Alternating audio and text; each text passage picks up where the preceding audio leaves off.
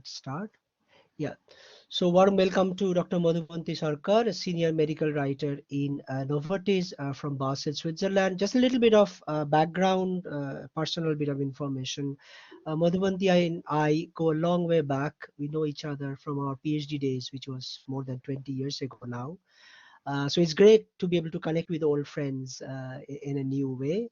And I'll hand over to Madhuvanti, and she will speak for about 20 minutes. And for those who are listening, you can put your questions in the chat, or you can wait when she finishes and then we can take your questions. Okay, thank you, Rajit. Would you be projecting anything? Yes, that's your first slide. Okay, and I can control it. You should be able to. There should be a.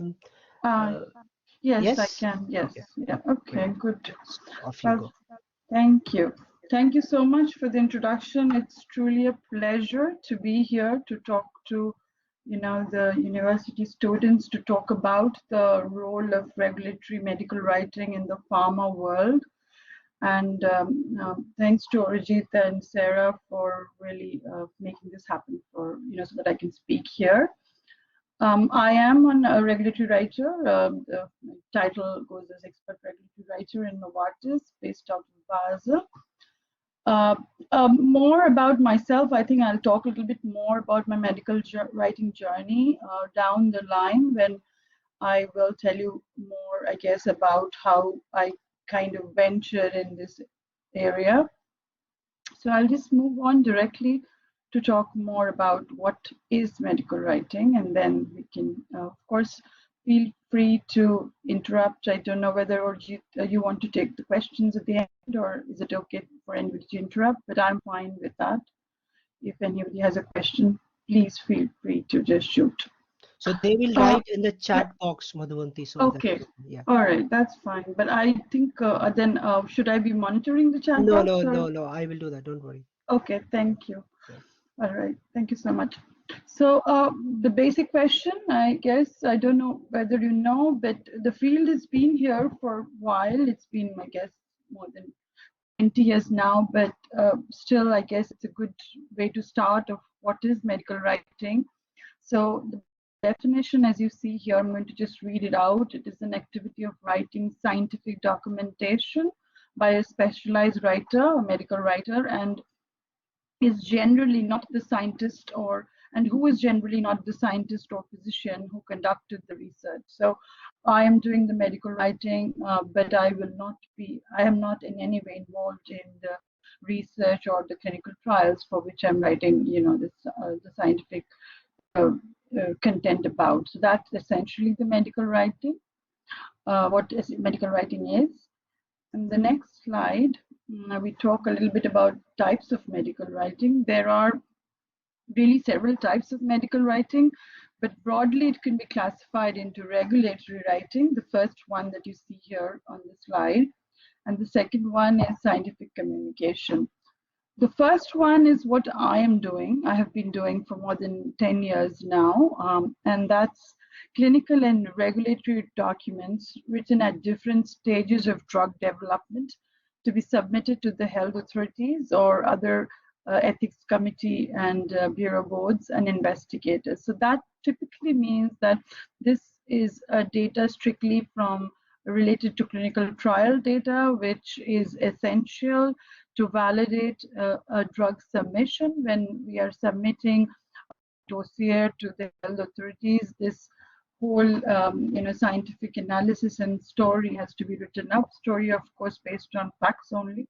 Nothing is fabric, kind of everything is very factual. So there's not a very flowery writing involved in this kind of writing. So very factual writing, and this is what is regulatory writing, which is submitted to the health authorities for them to look at and assess whether this drug is ready for to be approved.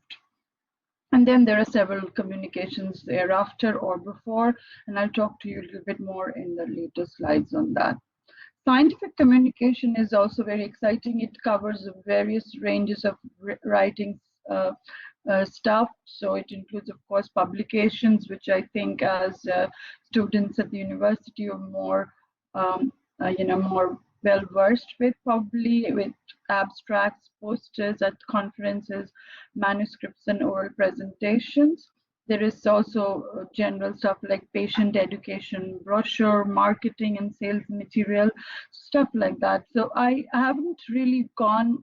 I mean, of course, my background is PhD with with the writing experience from my own publications. But I as in the industry, in the pharma industry, I don't work on this aspect. I'm strictly as a regulatory writer. But both of these are very big domains in any pharma company.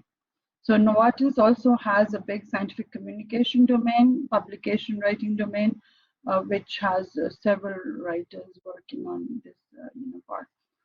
So moving on, this one is a very standard slide to just show you about how the regulatory documents are spaced out or moved across the various clinical trial phases. So there is a, I don't know whether you're aware, but there are usually four phases of clinical trial, starting with the preclinical research, which is not clinical, but preclinical.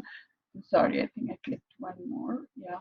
And then there is the phase 1, 2, and 3, and 4. So I won't go into details of this. This is a busy slide, but I think what we're trying to show here is that at the various stages of this drug development, which starts from preclinical and really ends at the phase 4 data when after the drug is marketed, even there after that we have post-marketing commitments. At these various stages, there are several documents which needs to be written and submitted to the health authorities, and that's all under review with them, and then it comes back again to us for questions, and we respond to those questions again and send it back. So all this kind of a continuous communication, if I may say so, in either it's a meeting communication or mostly it is a written communication through these documents. The next one is directly to let you know what are the key medical writing activities are from what are the key medical writing activities. So the role of medical writers have evolved from helping teams to communicate key messages to being a strategic medical writer. So by that, what I mean is, medical writer actually works in a team which comprises of the clinician, the statistician, and the regulatory affairs person, colleagues. So that we work in a team for that. And by a strategic medical writer, what I mean is that the medical writer is the very crucial component who holds everything together. So we have the whole document under control, and everything is kind of, we're trying to center everything into one message. So for that, we need to communicate and steer the team sometimes into a strategic direction, and which really helps to get the key message of what we are trying to convey as a team to the health authorities together. Because if you look at the way this works, with every function, which is the clinical, regulatory, or stats, has some different point of view. But I think the medical writers are the one, the function who brings everything together, kinds of binds it together, and tries to come to a harmonious situation there. So that is very important. That is a very important aspect of medical writing, and it really, as the next bullet point shows, it really serves as team coordinators and as strategic advisors to various line functions, which I just mentioned earlier. And we also provide inputs for the statistical analysis plan and the submission strategy, because the stats plan will eventually determine how the document will be looking and how it will flow, how the information will flow across the documents. So we try to provide the input early on before everything is finalized, so that there are less surprises at the end. Then there is the data interpretation, which is a very critical part of medical writing. So we look at data day in, day out, and and scientific clinical trial data, and that's the core of the job, to really interpret the data and write about it in a succinct manner. Of course, project management, as you can probably understand, it's very critical because we steer the entire document planning, including maintaining of timelines until the documents are finalized. And since we're the last piece, because after this it goes directly to the health authorities, so the timelines are quite stressed at some point. So that's also a part and parcel of the medical writing world. Lead medical writer typically leads the submissions and helps to maintain the harmony across all the documents, because there are several documents involved in a submission, which talks about efficacy, safety, and overall benefit risk of the drug. So the lead medical writer would be looking into all of those aspects to try and get the harmonious message across the documents. The next slide, I wanted to give a little bit of example of, when I explained that the earlier slide number 5, sorry, excuse me, what we do, but I wanted to give you a real flavor of exactly how it happens. So it's a very short flavor, really a very, very summarized flavor, but I still thought that it might be useful. So I just took one example. This is a drug which Novartis has approved. Is a drug which has been approved for Novartis. Not too much.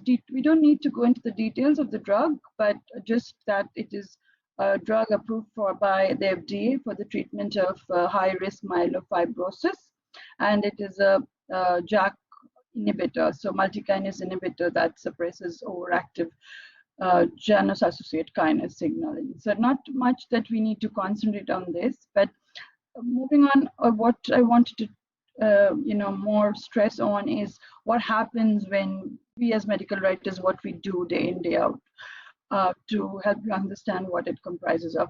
So we typically get several data sets, and this is one maybe. This is an efficacy data set which tells us how the drug works with respect to a control. Here it's a placebo, and there are primary endpoints. In this case, it's a spleen volume reduction, really, but not going into much details about all of this, but this is maybe how the data would look like.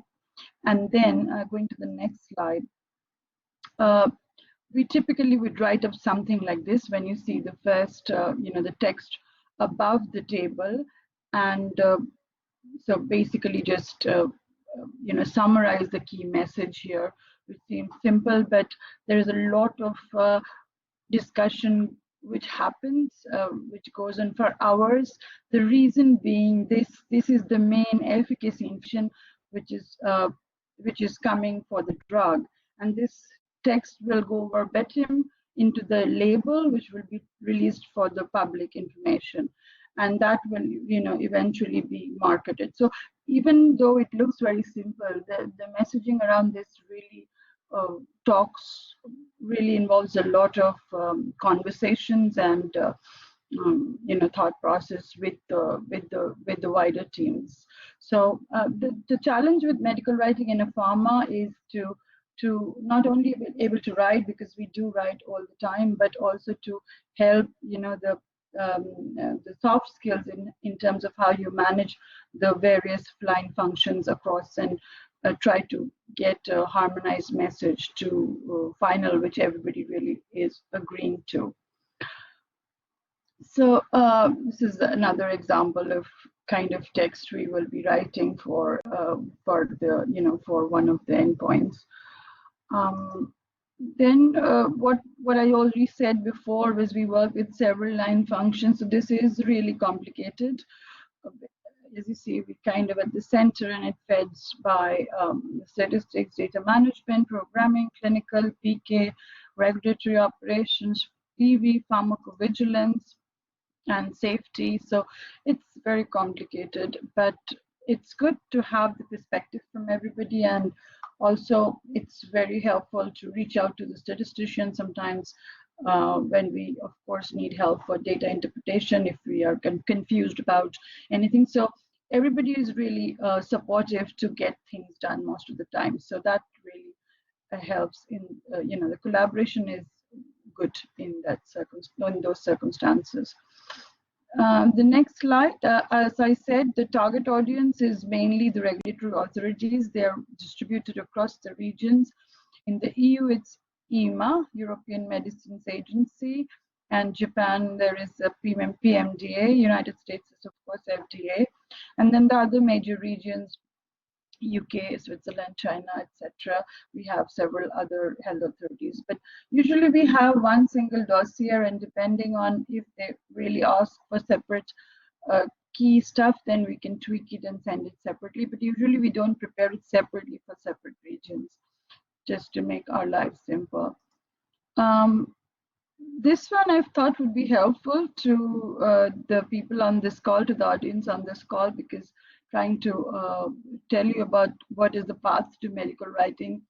And really there is no fixed path of medical writing. And before I start on this, maybe it's a good time to just tell you about a little bit about my background. So I have been with, I am a trained scientist. I have a PhD in molecular biology and microbiology from Indian Institute of Chemical Biology, Calcutta, India. And then I have worked as a postdoc, as a postdoctoral scientist in the United States at two universities. First one was Kentucky, University of Kentucky, and the second one was Ohio State. Across my career as a scientist, I have several publications, and I've written those myself. During my postdoctoral work at the Ohio State University, I actually wrote a grant for the American Heart Association, and that got approved luckily, and I kind of was able to fund a little bit of my own research work there. But during that time, I kind of realized that I do like science a lot. I did enjoy working in the lab a lot. But also that I do like writing a lot. So I like looking at scientific data and analyzing that and writing. That's something I realized was something I wanted to probably do if I move out of the bench work. And having those thoughts in my mind, Ohio State University at that point had a career away from bench, which was a very useful symposium or a conference, something like that you're having now here at the HANS Career Fest. So it was very useful, where there were various domains of careers away from the bench, and one of them was medical writing, and there I got to know more about it in details. And that's why I got interested in it, and really took my first job as a medical writer at Novartis, and I have been with Novartis for a really long time, around 8 years, and then I moved to an agency experience at the agency, which was Trilogy Writing and Consulting at Frankfurt. There I was working with various pharma companies. So we worked with various pharma companies, which was also a very good experience, because working with a single agency, you get to experience how the pharma world functions around medical writing, other than one company, because other than Novartis. After Trilogy, I kind of again moved back to Novartis. So again, I'm here now in Novartis, back to my original company. I kind of like Novartis quite a bit in terms of working culture, so I did choose to come back. So that's the medical writing story, but having said that, there is no fixed path for this, but as it helps to have the domain knowledge, medical and therapeutic area knowledge, drug development, pharmacology, drug safety, regulatory guidance, some statistics. It's not mandatory, but it helps always to have a basic understanding of statistics. And the most important things is other skills, attention to details, and ethical and legal issues, and good communication is a very key part.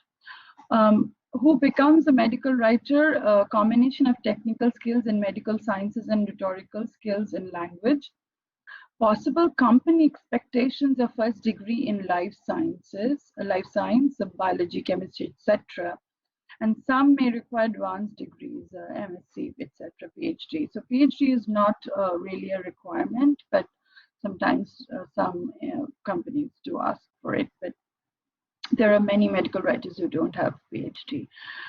The exceptions are medical writers with backgrounds in language rather than science. There are medical writers who have background in not in science but in language, and there are not many but a few in Novartis too. So and they're very good medical writers. So medical qualification is not necessary, although a good understanding of the basic anatomy and physiology is helpful, important.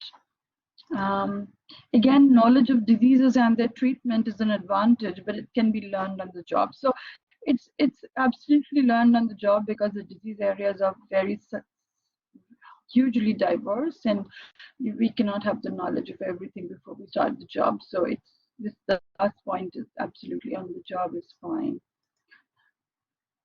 So this is something which you can ask yourself, is it for you? And to help that, I have these various points here on the slide. The research skill, to be able to drill down to key information, have scientific accuracy and attention to detail. That's really important. And the quest for learning, the ability to learn about new therapeutic areas, new medicines, new regulations on an ongoing basis. So it's a continuous learning process. It's not static.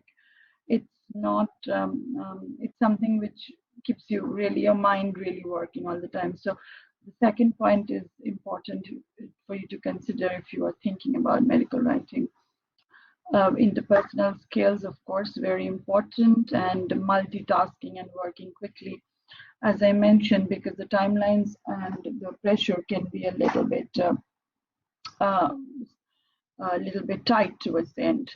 And of course, this is writing, so the first thing is passion for writing. So that's very, very crucial.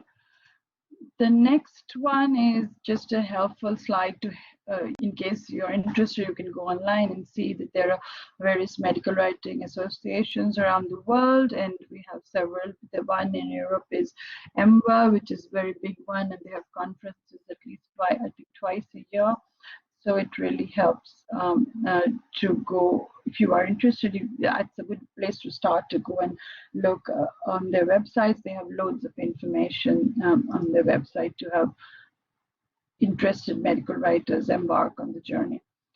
The next one, these are just helpful resources for you in case you want to explore these options.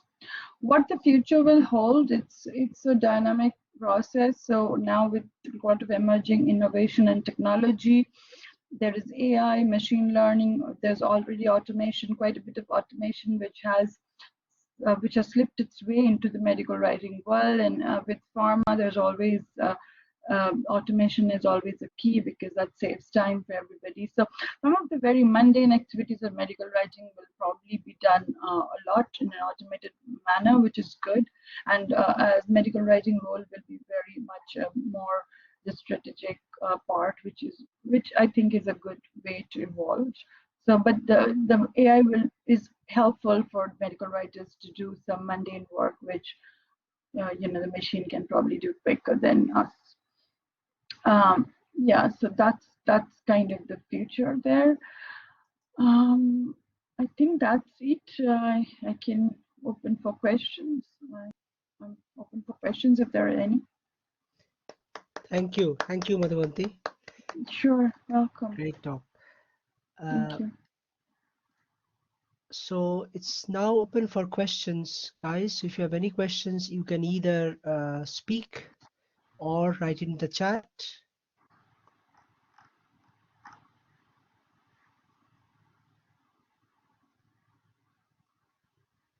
So as Madhuvanti says that if you enjoy writing, and so this is a great profession to contribute.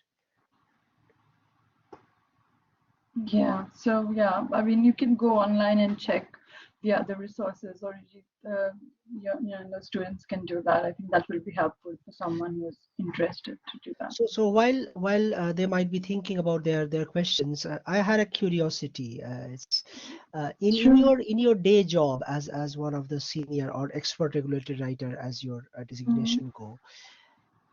what amount of time you actually sit and write, or majority of the time you supervise a team, or you address maybe clinicians or other policymakers to kind of to be a bridge? How does that work? Yeah, I mean, that's a good question. I mean, as all the Novartis has a little bit of different writing model, and that actually varies from a company to company. But how Novartis works is even the site head actually writes. So I, of course, write a lot, and but a lot of time is spent also with communications with the team and meetings and trying to understand their aspect. But I write a lot, and so in terms of percentage, I would say I write 50% of the time. 20% of the time I would be doing communications and collaboration, and then the rest would be addressing, helping any less experienced writers with any questions, or sometimes structured mentoring or coaching. Okay. So that would be the model. But in terms of how Novartis work, that's a little bit different from other companies, because at other companies mostly expert writers will be also supervising more than writing, but Novartis doesn't have that model. It's very hands-on till the level, this level. The only difference is that when you at my level, so I'll be doing a more of a very summarized version of the writing. So I would be doing mainly the regulatory documents, where most of the information is presented in a very succinct and summarized version, but that's the key document for the benefit risk message of the drug. So that is the only thing which will vary from when you start your journey. So when you start your journey as a medical writer, you'll be doing probably more of these rigorous data analysis and sets of data and looking at them. But towards a little bit more end of, not end but middle, or progressing down the journey, you kind of get write more succinct documents, where you kind of integrate the information from across these heavy load documents, which I used to. So I have written all of these heavy loads document before a lot, but now, kind of to give you the picture, kind of I write more of message oriented documents, where we discuss benefit risk. We have the strategic messaging workshops. Benefit risk is a huge thing in the drug, pharma, or medical writing environment. So benefit risk workshops is something that a senior writer does a lot to kind of portray the message. Okay. Okay, great. And what you were telling me some time back is that so medical writing is this is for the students who are thinking about this as a potential career option. So as I understand from Madhu, that medical writing is a profession which has been a largely work from home profession even before the pandemic, right? So Yes, yes. I mean, it can be work from home.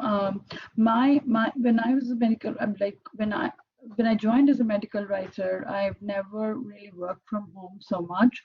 It was a job where I was physically present in the office every day, and it still is, but it can be easily taken up from writing from home. And there are many medical writers, not not only with Novartis but across the world, who are working from home with their convenience. That way it's a very flexible career opportunity for people who want to have a good work-life balance. So that can be done. And now with the pandemic, yes, it can be completely done yeah, online. Everything is done online. yeah, so for those who are thinking of the career option, this would be a great career to have a good work-life balance if that is one of your criteria.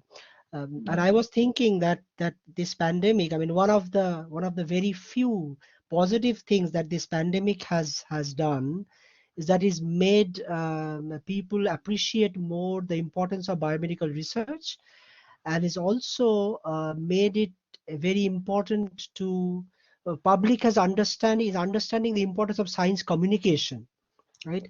in Yes, various forms, yes, right? that's right. Um, That's right. both in legal terms as in medical writing policymaker, but as well as also communicating with the lay members of public. Uh, Exactly.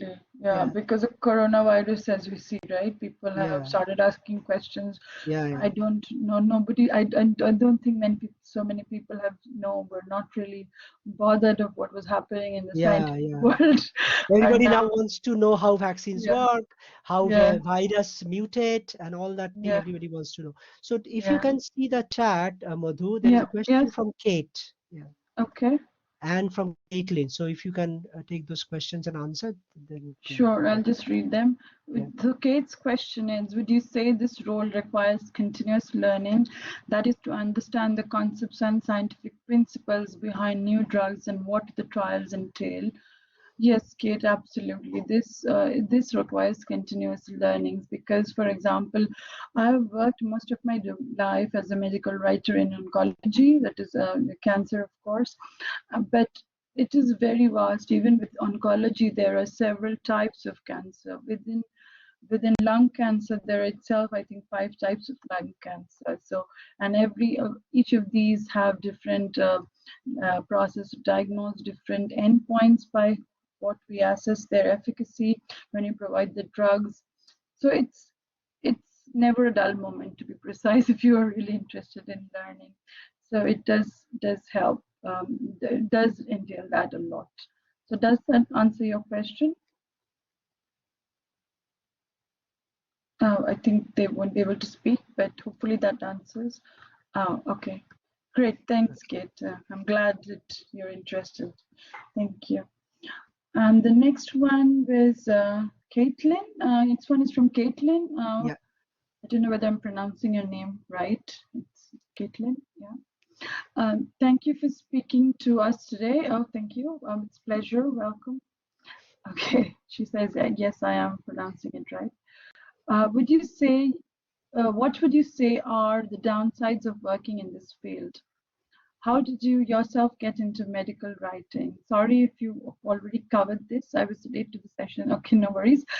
The downsides are, I think, this, as I was saying it, because we are the last piece in the submission. So the submission to the health authorities, we are the last piece where uh, everything is assimilated by us. Of course, I mean, we don't need to panic. Everything is checked. There is a quality check person who checks everything and lets us know if we need to address. So there is a whole process behind that. So, I mean, there is, it's quite sound. But what I mean to say is, since we're the last piece, we need to, all the timelines kind of get crunched onto us. So that is one of the downsides, that we need to have that mindset. There's sometimes when we don't have so much of the timelines are a little less, we might have a little bit of free time, but towards the end of the submission it gets really tight.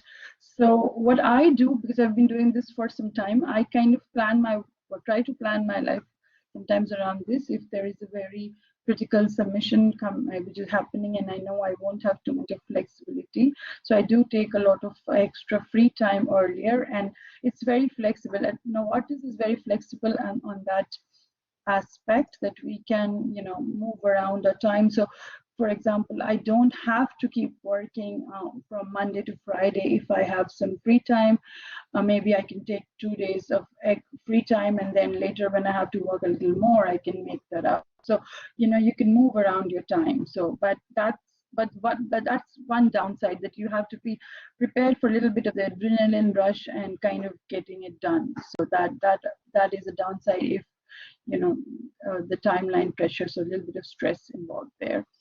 And I got into medical writing, I think, you probably missed it, Caitlin.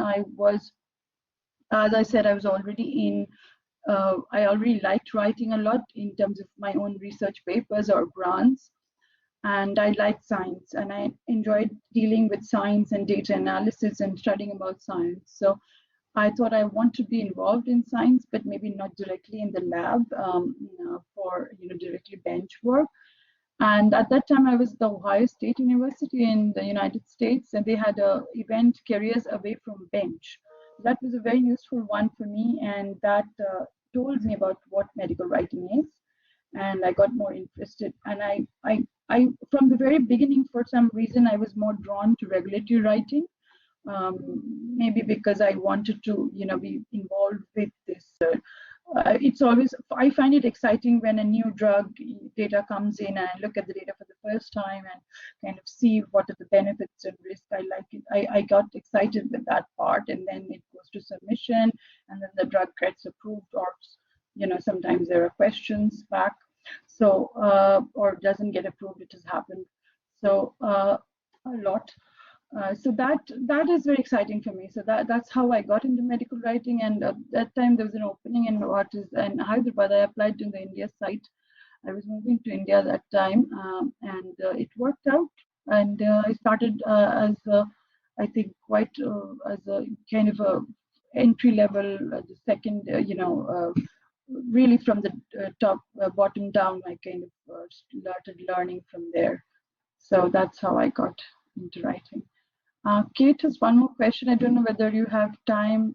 Thanks, Caitlin. I'm happy that it is helpful to you. Yeah, Madhuvanti, if you can quickly address Kate's last question, then I'll move on to Andy after this. Sure. Answer. Yeah. Sure. So the question is, did you say that there's a lot of scope within the medical writing industry for producing content geared towards public layperson audiences, or is it mostly regulatory or legal writing? I would love to communicate and summarize clinical trials and medical research to people. Oh, wonderful question, Kate.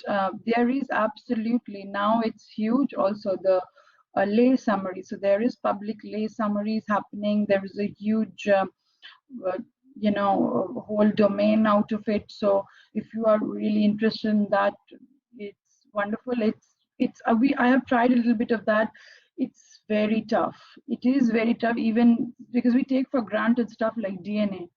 We don't even think about this, but when we put it into public, layperson audience, it's very, very tough. But yes, to answer your question, in a short fashion, there is huge scope for that. In fact, if you go to the EMBA site, I think you can find something already there. But public summaries for lay persons are coming up very much, because everybody wants to know what's happening now, and that's very important.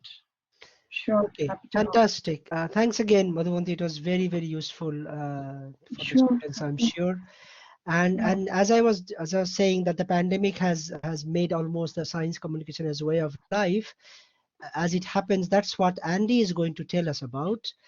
And to bring it to life, actually, we have one of our students, Anna Maria, who is going to interview Andy to know how science communication can be a way of life. So I hand over to you guys. I think Anna Maria, you should have your controls. You should be able to turn on your mic and video. Once you do that, I will turn off mine. Thanks so much, Arijit. I'll just kick off the session whilst Anna's figuring out the video. But yeah, it's great to have a chance to speak here, but also particularly to have a conversation with Anna Maria, who we worked together on a recent project around the COP26 event that's coming up in November. We'll perhaps talk about that in a moment, but we conducted a series of YouTube live sessions during an event called Climate Expo, which was a major conference that was worldwide in terms of contributors, but hosted by the University of Glasgow and University of Bath in the UK. And it's great to see you again, Anna. We've not been online, I think, together since May, probably. Yes, I know. I'm just wondering, can you see me? My camera is on. It's all good. Oh, that's great. So that was me thinking you can't see me. Right. Yes, hello again. And yeah, it's really exciting to be back. Thank you for inviting me to come and do this today. It's a very impromptu appearance. Very impromptu, since I asked you, I think about 20 minutes ago, whether you'd do this. So thank you very much for agreeing. And as Arijit sort of mentioned, I'm the chair in science communication and future media at the university, and work particularly in the School of Science, Engineering and Environment, where we have undergraduate courses in science communication. We've had master's students doing science communication across a range of programs, from biomedical science to biotechnology and wildlife as well. We have a wildlife documentary masters as well that we run. So there's a huge amount of of science communication work that happens across the programs. And I think, Anna, what sort of kicked off me suggesting you interview or we have a conversation is you've got lots of questions about it. You're a first year undergraduate and you're studying, I think it's wildlife conservation with zoo biology. Is that right? Yes, that's right, Andy. The thing is that, again, being in a completely different subject in science communication, even though I've just found out that I can actually integrate science communication into my degree in my third year, is very exciting. But when you're a student, maybe you're starting for the first year like I've done and you're not sure, you're just finding your feet, or maybe you're a student watching this who's about to come in as a prospective student and not knowing that there's all these other fields within science that you can actually go and explore. It's really interesting to have something like this as a session, because then that opens up the doors and we can understand a little bit more about what science communication is. And that's actually what I was going to ask you. And my first question is to everybody, what is science communication? Well, what isn't science communication? I think for me, there's a very sort of famous, one of our chief, I think it was our chief science officer from a few years ago now in the UK, called Mark Walput. And he said that good science ends with communication. And my view is that good science begins with communication.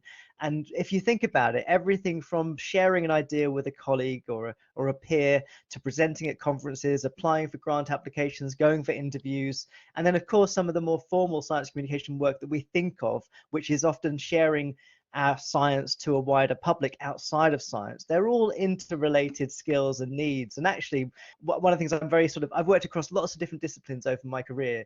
And one of the things that's really, really clear to me is that you can be a specialist in any subject, but you step outside of that world and you don't know where to begin. So communicating in a language that people who are often informed or even educated and quite deep into a subject even is a real challenge. So finding ways to translate ideas into different audiences is such a crucial part of what we do. So it begins with that answer, really, that science communication is embedded within everything that we do, but it's really only been, I would say, in the last sort of 20, 25 years that we've had formal sort of scientific research around science communication. So there are various journals now that are out there. There are various degrees that you can take, lots of master degrees as well. And of course, a lot of science communication activity. We heard a moment ago just how much it's been important over the last 15 months or so.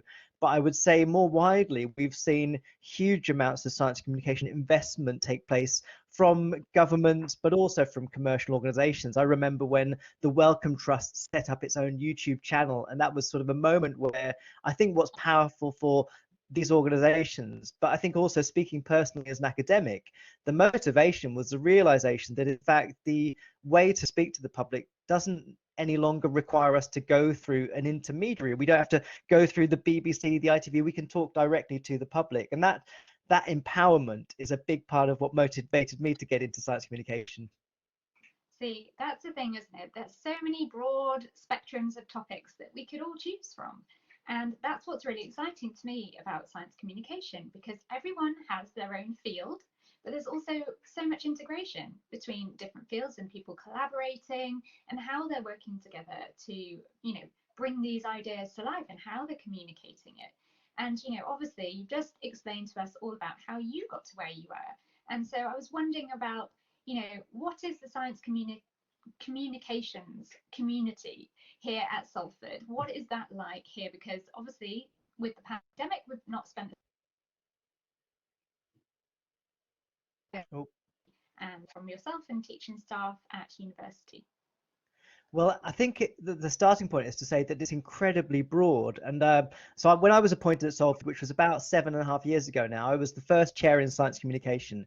But it came out of a context where many people across the university did this kind of work.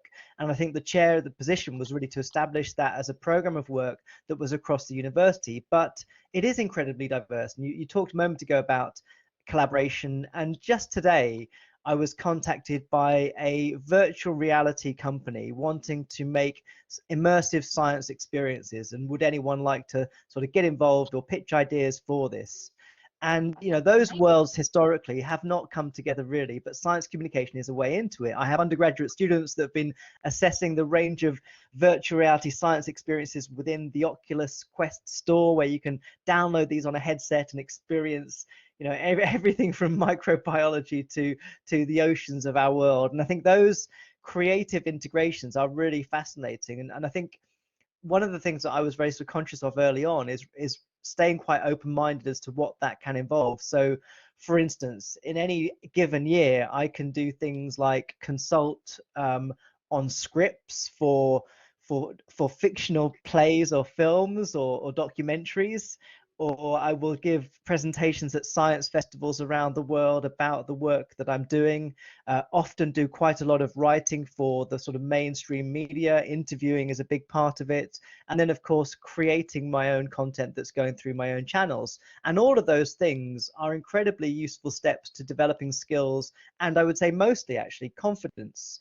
When I look back on some of the things I did even a few years ago now, I sort of cringe a bit because I feel like I've progressed quite a lot. But I would say that to think about, and I sort of said to Arijit before, the sort of title for this is Science Communication as a Way of Life. And I think it is a great way to build your confidence and to increasingly, I think, respond to the need to be publicly present in what we do. Especially, I think, as scientists, there is a kind of obligation to be publicly present so that people can understand what it is we do. Yes, and none so more than over the pandemic, as Arijit was saying earlier with the guest speakers, that actually, over the pandemic, we've learned quite a lot about science and the importance of it, and also just communicating the really important base level, information that is required in order to help an audience, who isn't from a medical background, to understand how things can progress or how things communicate, that information in a very easy, accessible way. And accessibility is a huge topic, of course, and obviously, it's great to integrate all those kind of aspects into the work that you're doing and other science communicators are doing as well. You've actually stolen a little bit of some of my questions, actually, you naughty person, in that I was going to ask, so of course you're established, and this is fantastic, as a lot of other people are in the massive network of communicators in England, let alone everywhere else in the world. But if you're a student, what can you do? Where do you start?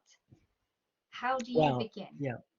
I mean, I think there are various places you could start. I would say the starting point is to think about what you are comfortable exploring. So not everyone wants to make films, not everyone wants to write, but you might find your particular niche. You might make a podcast or something like that.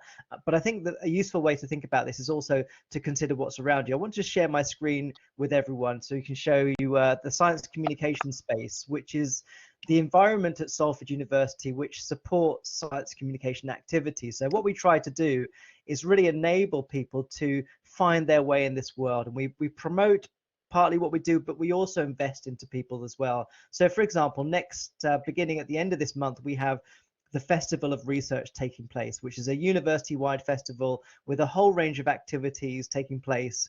We'll do some Instagram live sessions, some YouTube and Twitter sessions as well. So where we speak to researchers and students, and understanding that community around you is a really big part of making your first steps.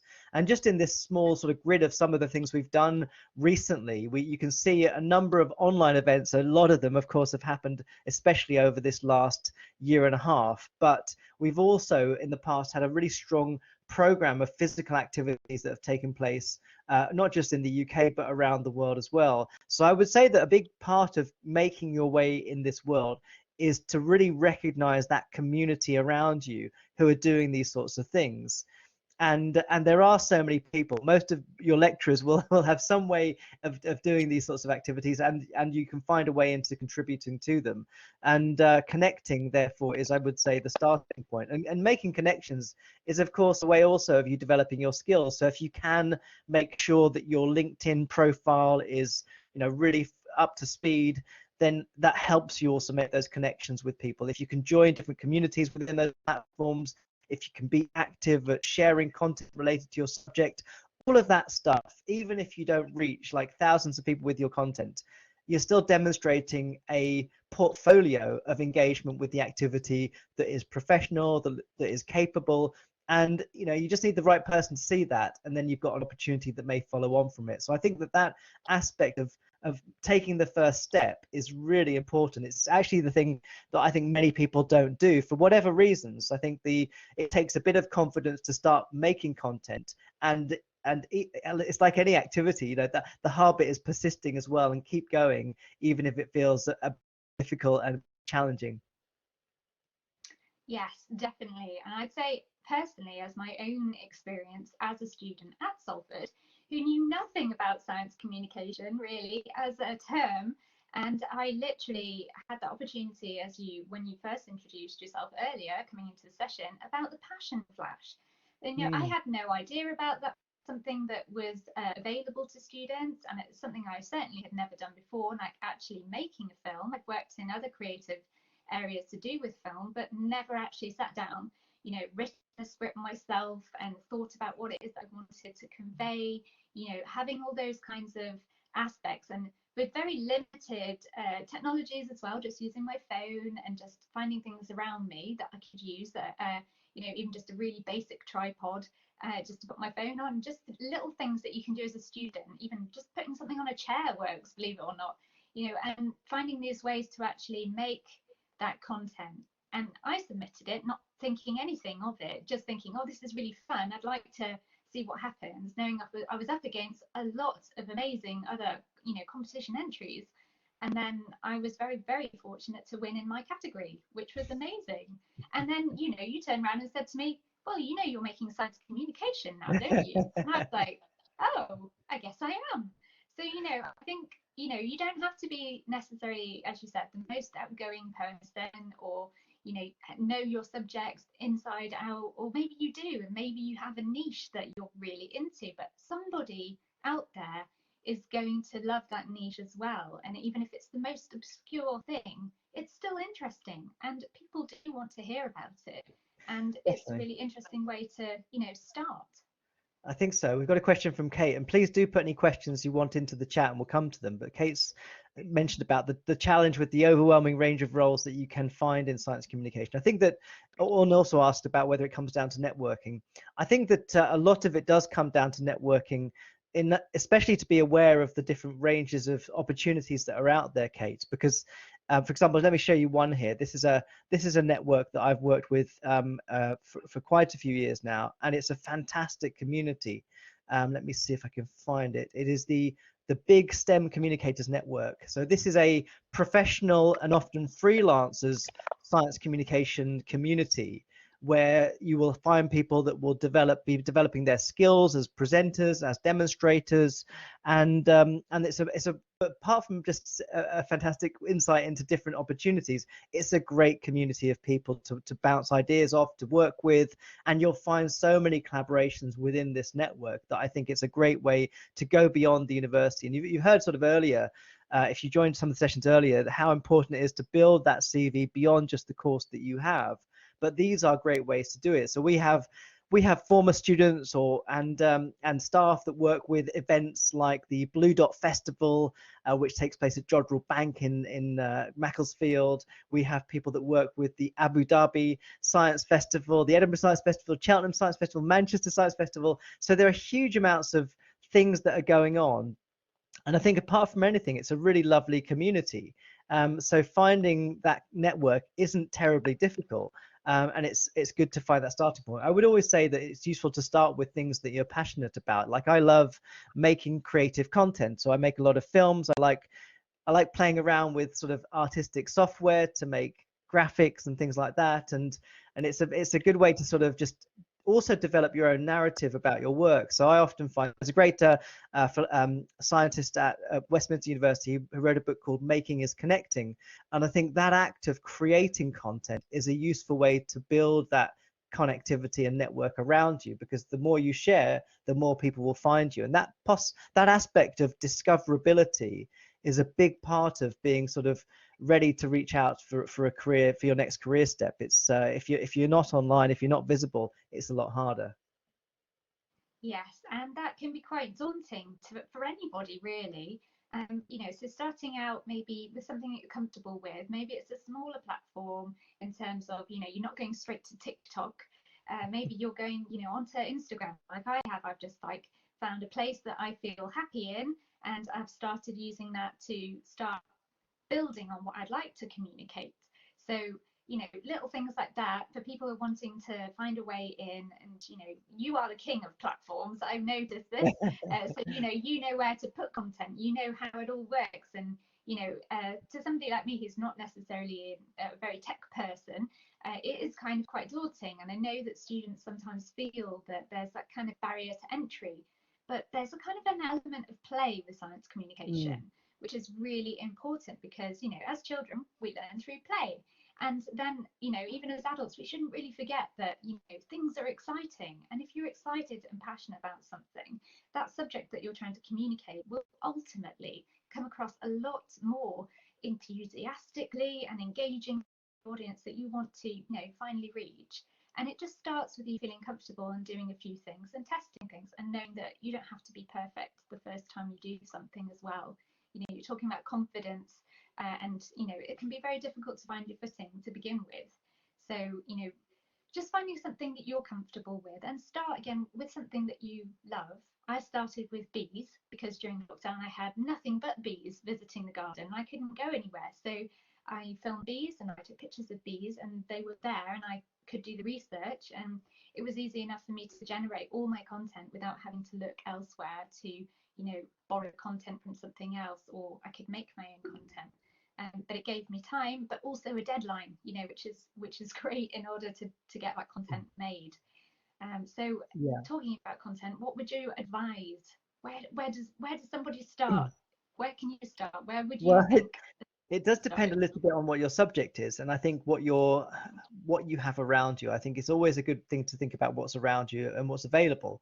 And I want to share another opportunity that I think is something, again, that may not reach you very easily through the courses that we run, but is a big part of the network in the Northwest. So we work very closely with the Science and Industry Museum in Manchester, which is a remarkable place. And here's a great example of an organization that would cry out for students to work with them to create content about their artifacts, because these teams often, actually, within organizations like this, it's quite limited the resource they have, but also even the skill base to make creative content for digital platforms is quite low too. So it's really advantageous as a student that's perhaps native to using creative tools to find ways into these organizations. And in addition to that, the museum runs the STEM Ambassador Network for the Northwest. So you can find yourself, if you sign up to this network, you can then get access to a whole range of experiences that, again, not just useful for your CV, but actually really fun as well. And I think that's what drives a lot of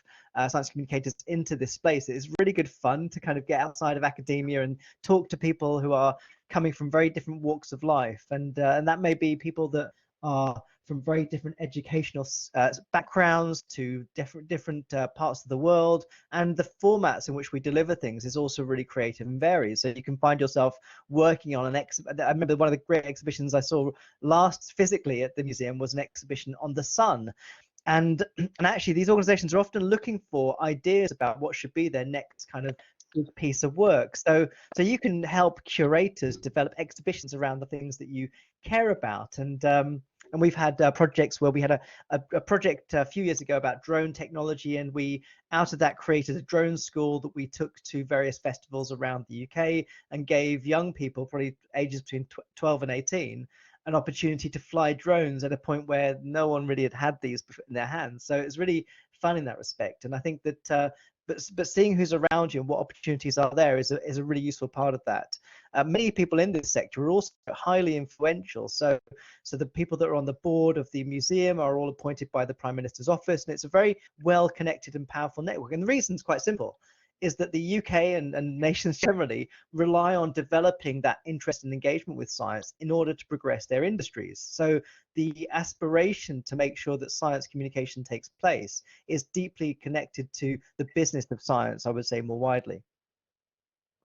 See, that's so interesting. And as I said, I'm just beginning my own journey with this. It's very exciting, and there's so much to take on board, like just learning that about the Science Museum. Like it's a great museum to go to, and it houses so many different collections of things to be excited about. I mean, one of the best ones I went to was about graphene, and you never think about going to an exhibition about this amazing substance that is so strong but yet tiny. It's incredible. And this opportunity that is presented in terms of science and communicating it and curating it, there's so many different aspects that you could potentially move into these spaces, but just the fantastic opportunities that are available. And as you said, students, what a better time to use your time whilst at university to explore and look at these different options that you have. Yeah, and I think one of the useful things you can do is to sort of look at those organizations that you may want to work with and see what you can contribute. Because I mean, I'm a firm believer in teaching yourself a lot of this stuff, mainly because actually, for quite a few years in sort of digital research areas, we talked about sort of trying to make sure that people could learn certain skills to be able to function effectively as science communicators. Now we talk much more about agility, because ultimately, if you've learned how to use YouTube 10 years ago, that doesn't mean you're good at using TikTok today.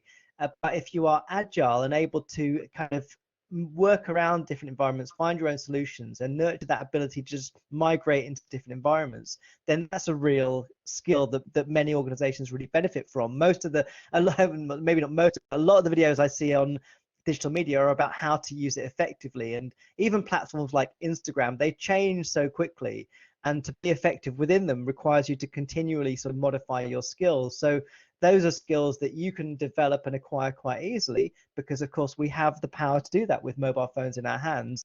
But major organizations may not have much expertise in that at all. So you can really bring that to the table, especially because many such organizations are run by people that don't often understand these worlds either. So you can really bring something of value.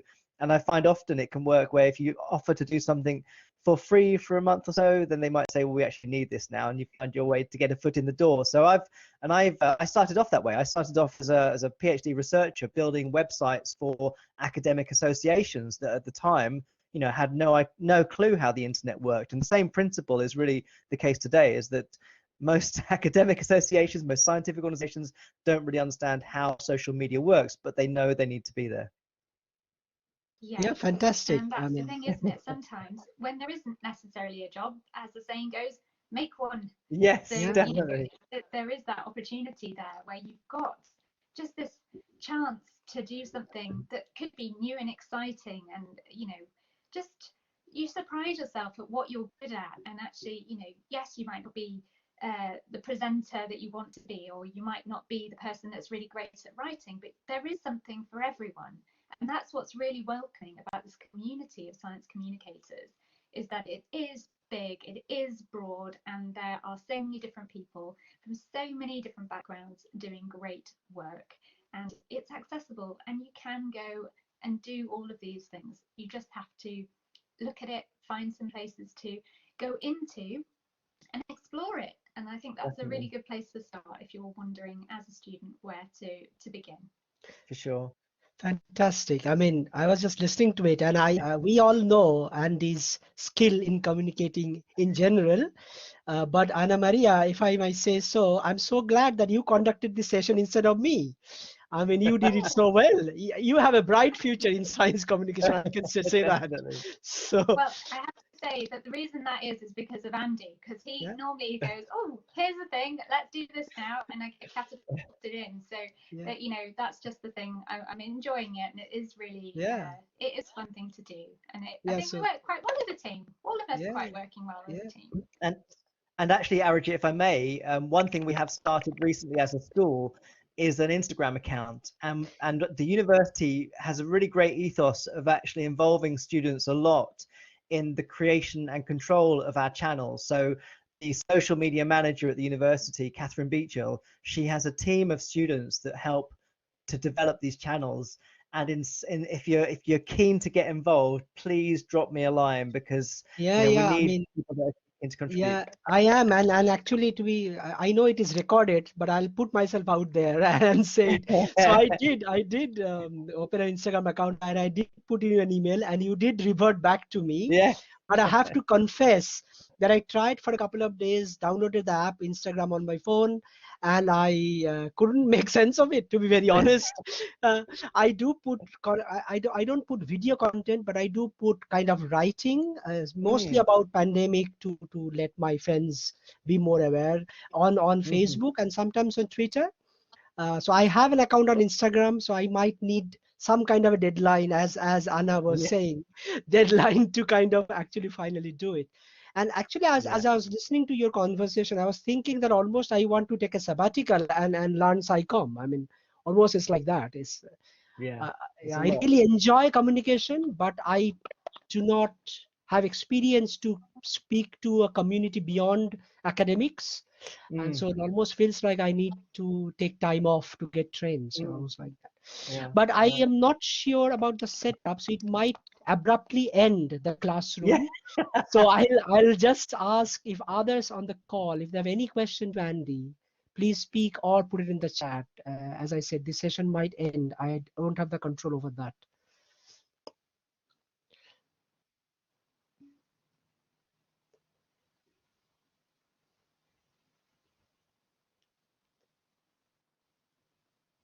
Great. Yeah, okay. So thank you. Thank you, Andy. So students, if you are not able to think about a question right now, do get in touch with Andy. Yeah, yeah, indeed. Oh, So thank you. if we don't get Andy's time, we might get in touch with Anna Maria from now on. Yeah, To definitely. Definitely to be ready at the drop of a hat, it would be. So, anytime, you're very welcome. Yeah. Always happy to help. I think what would be great as well is if students were able to, when we come back in, for the second year, for my second year, it would be first time for others and third for others, to be able to potentially have, little groups where we could meet up and talk about this sort of stuff. It would be great, because then we could inspire others or help others, find ways that they could come into what maybe feels more like a safe space for them to want to talk, or just listen if they didn't want to explain about why they wanted to. Not everyone has that confidence to start with, but it's a great way to build it by talking to other people. Yeah, and what might be, so I am remembering that one of the meetings I was in about science and art together, sci art, and there I was suggesting, so the art school dean was also there, and I was suggesting that why don't we have placements for second year students, to take a placement on science and art combined, right? Where you have two supervisors from two sides. So similarly, if we can do placements on psychom, I know that part of Bio 40B they do this component, but Yes. even as a placement, if we can offer, that might kind of prepare people to that kind of a career Yeah, in the definitely. future. Okay, fantastic. So yeah, Caitlin is saying I would have loved that. Yes, Caitlin. Yeah, thank you for for reassuring that we are thinking in the right direction. And so yeah, so I mean, we have Andy with us, so Andy would be the best person to see how, if we can make that possible, these kind of placement opportunities for our students. So that would be Absolutely. great. Yeah. Great. Oh, that's good to hear, Yeah. Caitlin. Fantastic. Yeah. I think Yeah, one that thing would we be could great. do is Yeah. there's one of our engineers has actually created a new podcast recently. I think we could do with a podcast creators community that can sort of share some knowledge and actually support each other. A lot of the ability to sort of go far with content is actually having in fact, there's a very famous scientist who set up Wired magazine, a guy called Kevin Kelly, and he has a theory that you need 1,000 true fans to really go far in this world. And so you don't need hundreds of thousands of people. You just need people that care about your content and are happy to share it. And that's what I think a community can really do. Okay. Fantastic. I guess this is only the beginning of a continuing dialogue.